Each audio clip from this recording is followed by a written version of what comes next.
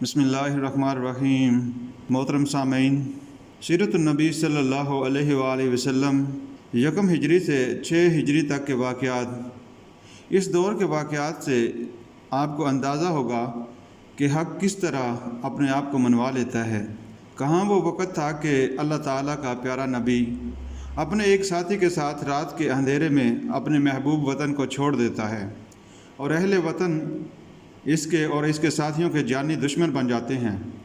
پھر مدینہ میں آپ نے کس فراست سے مقامی باشندوں یہود پر سیاسی برتری حاصل کی، مہاجرین کی آبادکاری کا مسئلہ کیسے حل فرمایا، حتیٰ کہ جب باطل مسلح ہو کر یہاں بھی آپ صلی اللہ علیہ وآلہ وسلم کے مقابلے میں آیا تو کس جرأت حکمت عملی سے آپ صلی اللہ علیہ وآلہ وسلم نے اس کا مقابلہ کیا، یہاں تک کہ صرف 5 برس میں ہی اہل مکہ کی سیاسی، مذہبی اور معاشی برتری ختم ہو گئی اور ان مسلمانوں کے ساتھ جنہیں وہ کوئی اہمیت بھی نہ دیتے تھے برابر کی سطح پر معاہدہ کرنے پر مجبور ہو گئے۔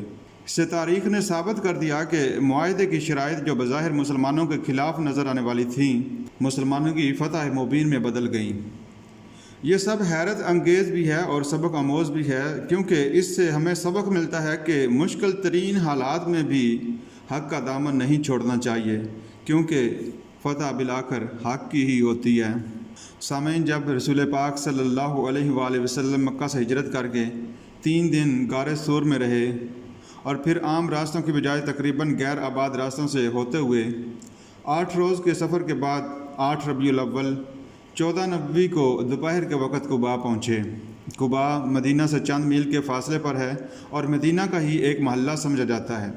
مکہ سے آپ صلی اللہ علیہ وآلہ وسلم کی روانگی کی خبر کئی روز پہلے مدینہ پہنچ چکی تھی، اس لیے انصار مدینہ روزانہ صبح سے دوپہر تک بستی سے باہر نکل کر آپ صلی اللہ علیہ وآلہ وسلم کے انتظار میں کھڑے رہتے کہ آپ صلی اللہ علیہ وسلم دور سے تشریف لاتے ہوئے نظر آئیں گے۔ جب دھوپ بہت تیز ہو جاتی تو واپس اپنے گھروں کو چلے جاتے۔ حضور صلی اللہ علیہ وآلہ وسلم چونکہ قبا کے نزدیک دوپہر کا وقت پہنچے، اس لیے اہل قبا اپنے گھروں کو جا چکے تھے۔ اتنے میں ایک یہودی کی نظر آپ صلی اللہ علیہ وآلہ وسلم پر پڑی اور اس نے پکار کر لوگوں کو اطلاع دی کہ جن کا انتظار تھا وہ تشریف لے آئے ہیں۔ یہ آواز سنتے ہی لوگ اپنے گھروں سے نکل پڑے اور سارے قبا میں خوشی سے شور مچ گیا۔ اس وقت حضرت ابو بکر صدیق رضی اللہ تعالیٰ عنہ نے فوراً پیچھے سے ہو کر آپ صلی اللہ علیہ وآلہ وسلم پر اپنی چادر کا سایہ کر دیا۔ اس طرح لوگوں کو آسانی سے معلوم ہو گیا کہ آنے والے قافلے میں نبی کون ہے۔ انصار کی چھوٹی چھوٹی بچیاں خوشی سے گیت گا رہی تھیں۔ اہل مدینہ نے آپ صلی اللہ علیہ وآلہ وسلم کا استقبال بہت شاندار طریقے سے کیا۔ حضور صلی اللہ علیہ وآلہ وسلم قبا میں کلثوم بن حدم رضی اللہ تعالی عنہ کے مکان میں ٹھہرے اور لوگوں کو اسلام کی تعلیم بھی دی۔ یہیں آپ صلی اللہ علیہ وآلہ وسلم نے ایک چھوٹی سی مسجد کی تعمیر کروائی۔ یہ اسلام کی سب سے پہلی مسجد ہے۔ قبا میں آپ صلی اللہ علیہ وآلہ وسلم نے 14 دن قیام فرمایا۔ جیسا کہ سامعین، حضور صلی اللہ علیہ وآلہ وسلم نے ہجرت کی رات حضرت علی رضی اللہ تعالی عنہ کو اپنے بستر پر سلایا تھا۔ بعد میں حضرت علی بھی لوگوں کی امانتیں واپس کر کے مدینہ کو ہجرت کر آئے اور قبا میں ہی حضور صلی اللہ علیہ وآلہ وسلم سے آ ملے۔ 14 دن حضور صلی اللہ علیہ وآلہ وسلم قبا میں قیام کرنے کے بعد شہر کی طرف روانہ ہوئے۔ راستے میں بنو سالم کے محلے میں نماز کا وقت آ گیا۔ اتفاق سے اس دن جمعہ کا دن تھا اور حضور صلی اللہ علیہ وآلہ وسلم نے نماز یہیں ادا فرمائی، نماز سے پہلے خطبہ بھی دیا۔ اس طرح حضور صلی اللہ علیہ وآلہ وسلم کی سب سے پہلی نماز جمعہ تھی جو آپ صلی اللہ علیہ وآلہ وسلم نے ادا فرمائی۔ مدینہ شہر میں آپ صلی اللہ علیہ وآلہ وسلم کی آمد کے وقت لوگوں کو خوشی اپنی انتہا پر تھی۔ عورتیں مکانوں کی چھتوں پر چڑھ آئیں۔ سب لوگوں کی خواہش تھی کہ حضور صلی اللہ علیہ وآلہ وسلم ان کے گھر آ کر ٹھہریں۔ سب بڑھ کر آپ سے درخواست کرتے تھے کہ آپ ہمارے مہمان بنیے، ہماری جان و مال سب کچھ حاضر ہے۔ اس پر آپ صلی اللہ علیہ وآلہ وسلم نے لوگوں سے فرمایا کہ میری اونٹنی کو چھوڑ دو، یہ اللہ کے حکم سے جہاں کہیں ٹھہرے گی وہیں میرا قیام ہوگا۔ آخر حضرت ابو ایوب انصاری رضی اللہ تعالی عنہ کے گھر کے سامنے اونٹنی بیٹھ گئی۔ اس طرح وہ آپ صلی اللہ علیہ وآلہ وسلم کے میزبان بنے۔ آپ صلی اللہ علیہ وآلہ وسلم نے 7 ماہ تک یہاں قیام فرمایا، یہاں تک کہ مسجد نبوی اور آپ صلی اللہ علیہ وآلہ وسلم کی ازواج کے حجرے تعمیر ہو گئے تو آپ وہاں منتقل ہو گئے۔ مدینہ میں کچھ عرصہ قیام کرنے کے بعد رسول اللہ صلی اللہ علیہ وآلہ وسلم نے مسجد کی تعمیر کا فیصلہ کیا۔ اس کے لیے جو زمین منتخب کی گئی وہ بنی نجار کے قبیلے کے 2 یتیم بچوں کی ملکیت تھی۔ انہوں نے مسجد کے لیے یہ زمین بلا قیمت نظر کرنا چاہی، مگر آپ صلی اللہ علیہ وآلہ وسلم نے پسند نہیں فرمایا اور حضرت ابو ایوب انصاری رضی اللہ تعالی عنہ نے اس کی قیمت ادا کر دی۔ اس طرح مسجد کی تعمیر کا آغاز ہوا۔ مسجد بالکل سادہ بنائی گئی، فرش بالکل کچا تھا، اینٹیں کچی مٹی کی تھیں جن سے دیواریں بنائی گئیں، چھت کھجور کے پتوں اور لکڑی سے بنائی گئی تھی۔ مسجد کے ایک سرے پر ایک چبوترا بنایا گیا، اسے صفا کہتے ہیں۔ یہ ان لوگوں کے لیے تھا جو اسلام قبول کرتے تھے لیکن ان کا کوئی گھر نہ ہوتا تھا۔ اس مسجد کی تعمیر میں حضور صلی اللہ علیہ وآلہ وسلم نے ایک عام مزدور کی حیثیت سے کام کیا اور صحابہ اکرام رضی اللہ تعالی عنہ کے ساتھ مٹی کھودتے اور اینٹیں اور پتھر اٹھا کر لاتے رہے۔ مسجد نبوی کی تعمیر جب ہو چکی تو مسجد کے بالکل ساتھ ہی آپ نے ازواج مطہرات کے لیے حجرے بنوائے۔ اس وقت حضرت عائشہ رضی اللہ تعالی عنہا اور حضرت سودہ رضی اللہ تعالی عنہا ہی آپ کے نکاح میں تھیں، اس لیے 2 ہی حجرے بنے۔ بعد میں جب دوسری بیویاں آپ صلی اللہ علیہ وسلم کے نکاح میں آئیں تو ان کی ضرورت کے مطابق اور حجرے بنائے گئے۔ یہ سب بھی کچی اینٹوں کے تھے اور چھت اتنی اونچی تھی کہ آدمی کھڑا ہو کر چھت کو آسانی سے چھو سکتا تھا۔ سامعین، جب مسجد نبوی کی تعمیر مکمل ہو گئی تو اب تک کسی خاص علامت کے نہ ہونے کی وجہ سے نماز با جماعت کا کوئی انتظام نہیں تھا۔ لوگ وقت کا اندازہ کر کے آتے اور نماز پڑھتے تھے۔ حضور صلی اللہ علیہ وآلہ وسلم کو یہ طریقہ پسند نہ آیا۔ آپ نے صحابہ اکرام رضی اللہ تعالی عنہ سے مشورہ کیا کہ لوگوں کو کیسے نماز کے وقت کی اطلاع دی جائے تاکہ سب ایک ہی وقت میں مسجد میں آ جائیں۔ لوگوں نے اپنی اپنی رائے دی لیکن آپ صلی اللہ علیہ وآلہ وسلم کو حضرت عمر رضی اللہ تعالیٰ عنہ کی رائے پسند آئی اور حضرت بلال رضی اللہ تعالیٰ عنہ کو حکم دیا کہ نماز کے وقت اذان دیا کریں۔ اس طرح ایک طرف تو نماز کی اطلاع عام ہو جاتی اور دوسری طرف دن میں 5 مرتبہ اسلام کا اعلان ہو جاتا۔ ان حضور صلی اللہ علیہ وآلہ وسلم ایک نبی اور تسلیم شدہ قائد کی حیثیت سے مدینہ منورہ میں تشریف لائے۔ حضور صلی اللہ علیہ وآلہ وسلم نے مدینہ میں جس چیز کی طرف خصوصی توجہ وہ مہاجرین کی آبادکاری اور شہر کے امن و امان کا قیام تھا۔ آپ صلی اللہ علیہ وآلہ وسلم نے جاتے ہی اس بات کو محسوس فرمایا کہ مکہ سے آنے والے مہاجرین اور اہل مدینہ کے لیے باعث اذیت نہ ہوں۔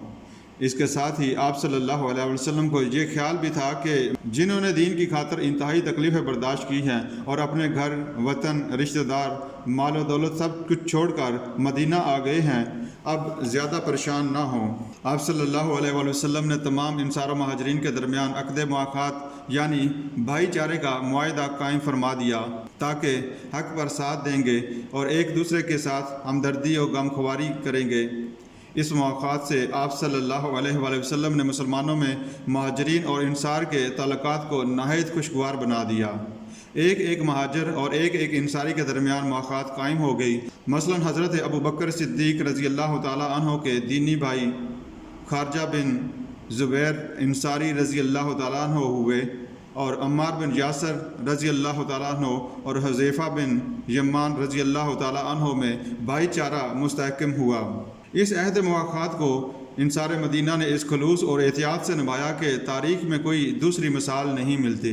اس مواخات سے جہاں ایک طرف بہت بڑی مسلم قوت وجود میں آ گئی، وہاں اس کے ساتھ بہت سے مثبت اثرات بھی مرتب ہوئے۔ عقد مواخات کی صورت میں مہاجرین کے لیے مدینہ میں آباد ہونا آسان ہو گیا۔ اس معاہدے کی وجہ سے انصار نے مہاجرین کو اپنے برابر کی سطح پر اموال وغیرہ کی پیشکش بھی کی۔ انہوں نے اپنی بعض زمینیں مہاجرین کو دے دیں، بعض مہاجرین نے وہاں رہائش بھی اختیار کی۔ مواخات کا یہ سلسلہ بعد تک جاری رہا اور لوگ مدینہ میں آ کر آباد ہوتے رہے۔ انصار مدینہ کی اکثریت زراعت کے پیشے سے منسلک تھی، جبکہ دوسری طرف یہود تمام تجارتی مراکز اور بازاروں پر قابض تھے اور سود کا کاروبار بھی کرتے تھے۔ معیشت پر ان کی اجارہ داری تھی۔ ادھر مدینہ ہجرت کرنے والوں میں بھی زیادہ تر لوگ تاجر پیشہ تھے، چنانچہ جلدی انہوں نے مسلمانان مدینہ میں تجارت کو فروغ دیا، جس سے یہود کی معاشی اجارہ داری کا خاتمہ ہو گیا۔ فرد بڑی سے بڑی قربانی دے کر اپنے گھر بار مال و متاع کو قربان کر دیتا ہے، لیکن وہ تعلق جو فطرت نے باہمی عصبیت کا جوڑ رکھا ہے وہ نہیں ٹوٹ پاتا۔ مہاجرین نے بھی اگرچہ گھر بار، عزیز و اقارب، مال و اسباب قربان کر کے ہجرت کی تھی، لیکن ان تمام پیش قیمت اشیاء کے چھوٹ جانے کا فطری و طبی ملال اور مدینہ کی اجنبیت بہرحال باقی تھی۔ اس مواقعات سے ان کو اپنائیت کا ایک خاص انداز میسر ہوا اور طبی اور نفسیاتی اعتبار سے ان کی حوصلہ افزائی بھی ہوئی۔ مکہ مکرمہ سے ہجرت کر کے آنے والے اکثر مہاجرین کا تعلق ادنانی قبائل سے تھا جو مکہ مکرمہ، حجاز اور اطراف کے صحرائی علاقوں میں آباد تھے۔ ان میں شہری لوگ تاجر پیشہ تھے اور صحرائی لوگوں کا اپنا الگ تمدن تھا، جبکہ دوسری طرف مدینہ منورہ میں آباد اوس اور خزرج کا تعلق قحطانی قبائل سے تھا۔ ان کی تہذیب و ثقافت صحرائی عربوں اور مکہ کے شہری تاجروں سے مختلف تھی۔ ان دونوں مختلف قبیلوں سے تہذیبی اور تمدنی فرق کو ختم کرنا بھی ضروری تھا تاکہ ان دونوں کے درمیان اتحاد و قربت ہو جائے۔ اس کے علاوہ ان کے لیے ایسا انداز تربیت اختیار کرنا بھی ضروری تھا کہ جس سے یہ دونوں ادنانی اور قحطانی قبائل ایک دوسرے کی اچھی خصلتوں اور مفید باتوں کو ایسے اختیار کر لیں کہ آپس میں کسی قسم کا نسلی تعصب بھی نہ ابھرے۔ عقد مواقعات کے ذریعے ان حضرت صلی اللہ علیہ وآلہ وسلم نے مہاجرین و انصار کے درمیان ہر قسم کی ایسی دیواروں کو گرا دیا جو اتحاد و اتفاق اور باہمی تعلق کے راستے میں رکاوٹ کا سبب تھیں۔ گویا عقد مواقعات کے ذریعے امت مسلمہ کو اس اصول پر پابند کیا گیا کہ انسانوں کے باہمی تعلق اور ہم آہنگی، اتحاد و اتفاق اور دیگر تمام وابستگیوں کی بنیاد وطن، رنگ و نسل اور پیشہ پر نہیں بلکہ صرف اور صرف اسلام پر ہے۔ رسول کریم صلی اللہ علیہ وآلہ وسلم جب ہجرت کر کے مدینہ تشریف لائے تو وہاں کا حال یہ تھا کہ اس میں مختلف رنگ و نسل، مختلف مذاہب کے لوگ بستے تھے۔ مثلا اوس اور خزرج کے 12 قبائل، مدینہ کے تقریباً 20 یہودی قبائل اور مسلمان مہاجرین جو مختلف قبائل سے تعلق رکھتے تھے۔ اوس اور خزرج کے درمیان کئی نسلوں سے لڑائی جھگڑے چلے آ رہے تھے، جبکہ یہود کے بعض قبائل اوس اور بعض خزرج کے حلیف بنے ہوئے تھے اور جنگوں میں ان کو اسلحہ فروخت کرتے یا کرایہ پر دیتے تھے۔ مدینہ کے باسی ان طویل لڑائیوں سے تنگ آ چکے تھے اور اب امن کے خواہاں تھے۔ اگرچہ ہجرت سے قبل رسول اللہ صلی اللہ علیہ وآلہ وسلم نے مدینہ میں مرکزیت پیدا کرنے کی کوشش شروع کر دی تھی اور 12 نمائندوں کا تقرر فرمایا تھا، مگر پھر بھی مدینہ میں ہر قبیلے کا الگ ہی راج تھا۔ ہر قبیلہ اپنے حجرے میں ہی اپنے امور طے کیا کرتا تھا، کوئی مرکزی شہری نظام نہ تھا۔ مبلغین اسلام کی کوششوں سے 3 سال کے اندر شہر میں بہت سے لوگ مسلمان ہو چکے تھے، مگر مذہب ابھی تک خانقی ادارہ ہی تھا اور اس کی سیاسی حیثیت وہاں کچھ نہ تھی۔ ان حالات میں رسول اللہ صلی اللہ علیہ وآلہ